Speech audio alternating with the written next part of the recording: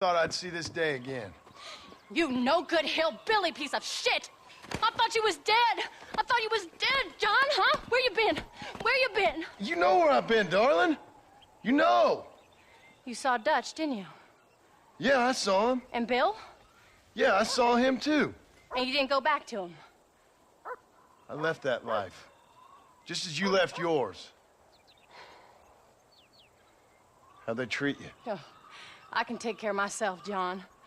One guard got funny on me one time, but... Wrong, at least. Hello, Arthur. Abigail?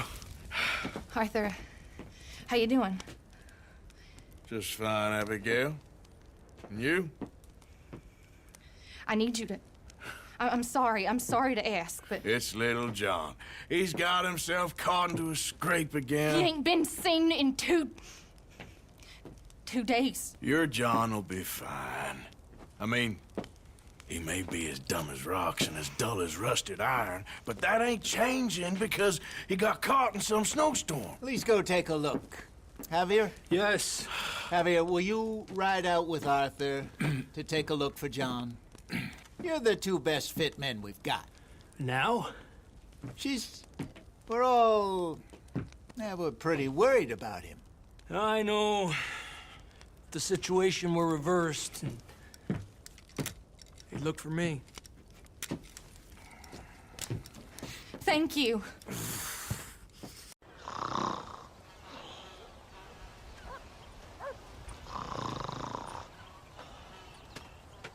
Get up, old man. I am up. Get up! Oh. There, I'm up. Well, thank the good Lord you're back.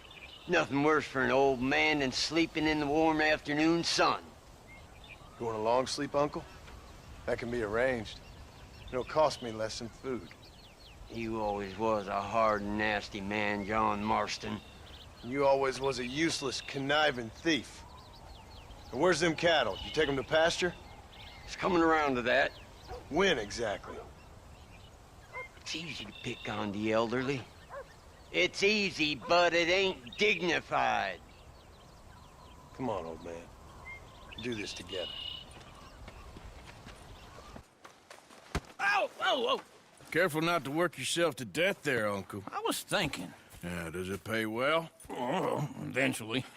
So, while the rest of us are busy stealing, killing, lying, fighting to try to survive, you get to think all day. Well, it's a strange world we live in, Arthur Morgan. Do you want to head into town? See if we can find anything out? Sure. I got some errands to run. Great. Go check the horses are ready.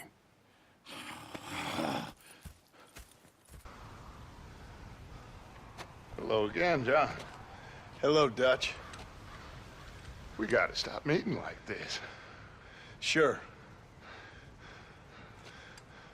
I got a plan, John. You always got a plan, Dutch. This is a good one. I don't doubt it.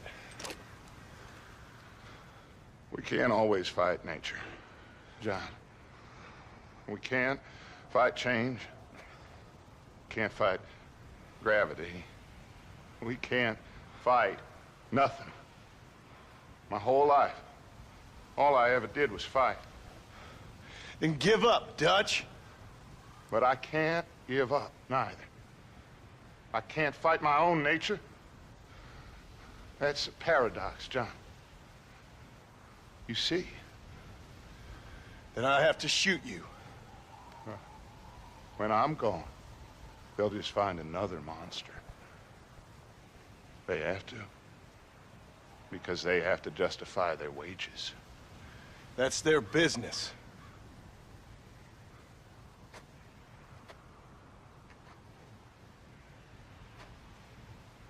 Our time has passed, John.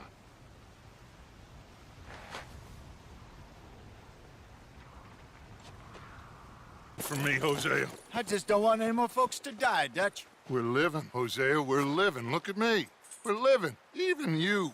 But we need money. Everything we have's in Blackwater. You fancy heading back there? No.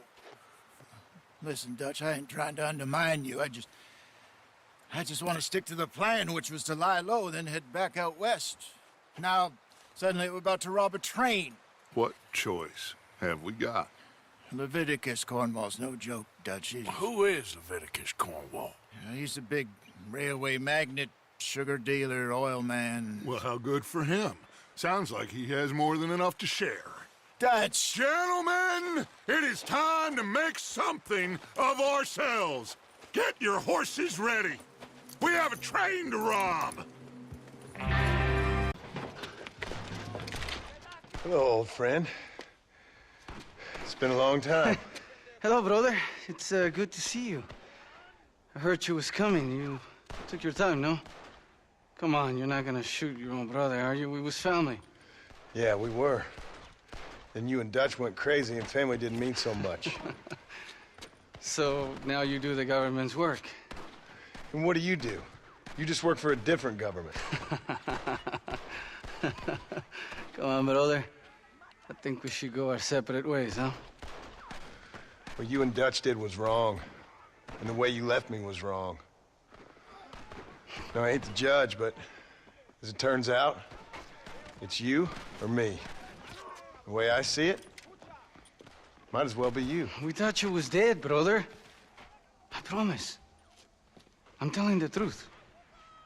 Besides, I can give you a bill. In Dutch. Dutch is in Colombia. I can take you straight to him. You left me to die? Whoa. To save your own skin, and now you expect me to care about you? You got it all wrong, brother. I've always loved you. Even now. Arthur, come here. Come over here. I want you to meet our friends. Pleased to meet you. Well, ain't you just a toughest-teak mountain man? Oh, you be quiet, Anastasia. Anyone can tell this one is a pussy cat. Exactly. Yes, he's a pussy cat. Ain't that so, Arthur? Whatever you say. How much you cost, anyway? Well, ain't that a nice way to talk to a lady? Oh, I didn't know I was talking to a lady. Excuse me. Well, I must say, you got a fine way with the women, amigo. Yeah, regular dandy and a charmer. Where's Bill? Oh, man. I dread to think about it. You implore me? You implore me. You always were one for fancy words. Oh. Well, things are different now, John. Now I'm in charge! No more Dutch! And no more you. Implores. I implores you to go back and tell them to send someone just a little bit more impressive next time. Well? Oh. Poor John. Tongue. I was thinking Mr. Williamson could have a word. You ready to talk, boy? I told you, mister. I told all of you. I don't know nothing, okay? They ain't no friends of mine. I just been ridden with them for a while. Horseshit! You see, we heard that part, so how about you tell the truth? Dutch, what do you want me to do? Hurt him, so the next time he opens his mouth, it is to tell us what is going on! Ah, who am I kidding? One of O'Driscoll's boys couldn't open his mouth, but he'd tell a lie. Screw it. Let's just have some fun. Geld him. Yeah! What's he doing? Where's he going? Oh, don't worry. You're only balls, boy. Just gonna cause you trouble. You know, in Imperial Rome, eunuchs was among the happiest and most loyal of courtiers. No, you kidding me, right? Of course. You sick bastards! Oh, what do you want from me? Well, you are gonna talk. The only question is now or after we got these little fellas off. Okay, listen. I know where O'Driscoll was holed up, and you're right. He don't like you any more than you like him. He's at 6 Point Cabin. I'll take you there. Serious, I don't like him.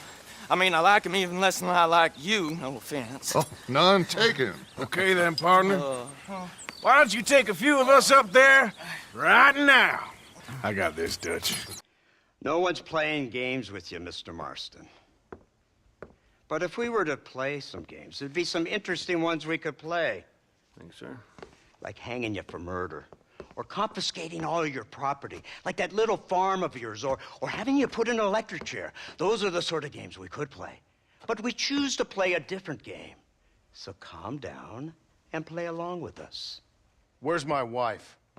You know, I forget, but I hear it's very nice this time of year. Mr. Marston, please, I've never insulted your meager intelligence. Do not insult mine. We've done this little deal for your freedom in exchange for all your men from your old gang. You gave us Williamson and Escuella. We still don't have Vanderlyn, but now we know where he is. Then go and shoot him. No, sir. I want you to shoot him for me. And then I'll let you be. The last thing I want to do is make martyrs out of all these people. He could be killed by some petty squabble by another lowlife. We believe Vanderlyn is holed up with a group of renegades near the wreck of the Serendipity riverboat. Yes. Another group of renegades. Obviously, the first group, your group, has, shall we say, been disbanded? Disbanded. Anyway, Mr. Ford and Mr. Marston, shall we go? Oh, Mr. Marston, your wife and son are doing well. Let's both try to ensure things stay that way. Okay? Agent Ross, Pinkerton Detective Agency, seconded to the United States government. Nice to finally meet. We know a lot about you. Do you? You're a wanted man, Mr. Morgan. There's $5,000 for your head alone. $5,000? For me? Can I turn myself in? We want Vanderlyn. Oh, Dutch. I haven't seen him for months. That's so. Because I heard a guy fitting his description robbed a train belonging to Leviticus Cornwall up near Granite Pass. Oh, ain't that a little old-fashioned nowadays? Apparently not. Listen. This is my offer, Mr. Morgan. Bring in Vanderlyn, and you have my word you won't swing. Oh, I ain't gonna swing anyways, Agent, Milton. You see, I haven't done anything wrong, aside from not play the games to your rules. Spare me the philosophy lesson. I've already heard it from Mac Callender. Mac Callender? He was pretty shot up by the time I got to him. So really, it was more of a mercy killing. Slow, but merciful. You enjoy being a rich man's toy, do you? I enjoy society, flaws and all. You people venerate savagery, and you will die.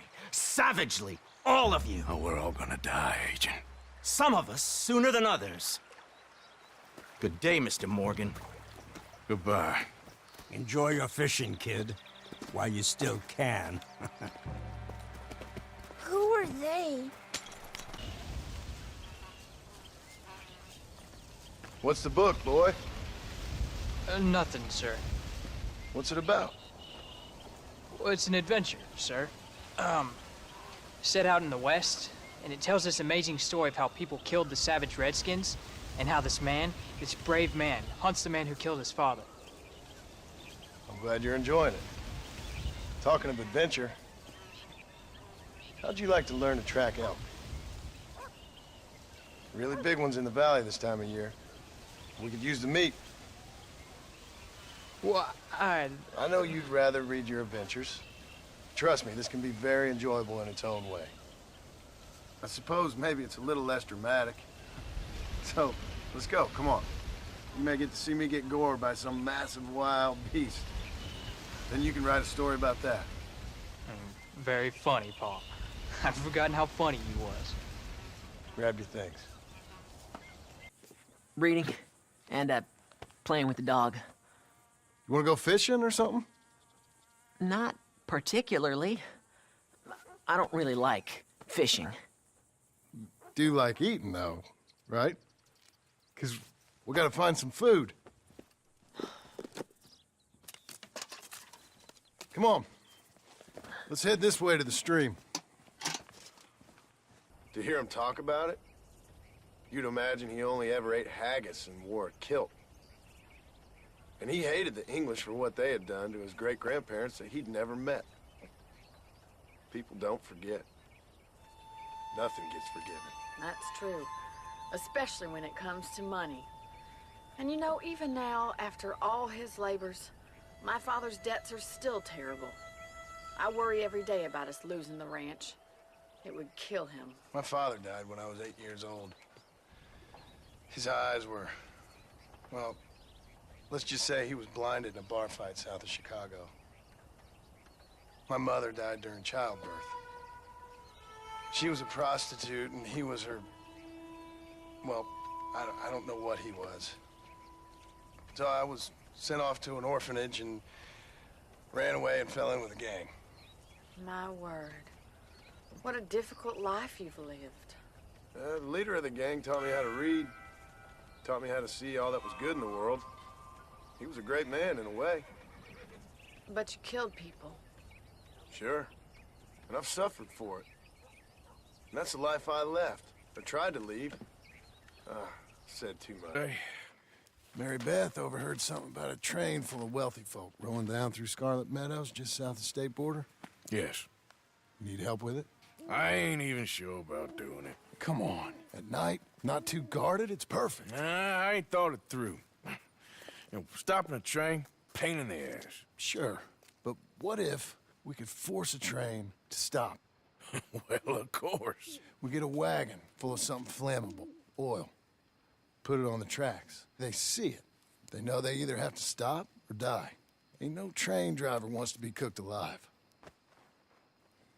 That is kind of brilliant. For you. That is a real idea. I think that's the first time you ever had one of them. Shut up. You might be the first bastard to ever have half his brains eaten by a wolf and end up more intelligent. So we doing it? Yeah, we're gonna need ammunition, guns, look real frightening, and some dynamite to open up the train. I'll get the supplies. Gotta head into town for Abigail anyway. Don't even ask. You go find us an oil wagon. Yeah, I know just the place. They're always heading into that refinery.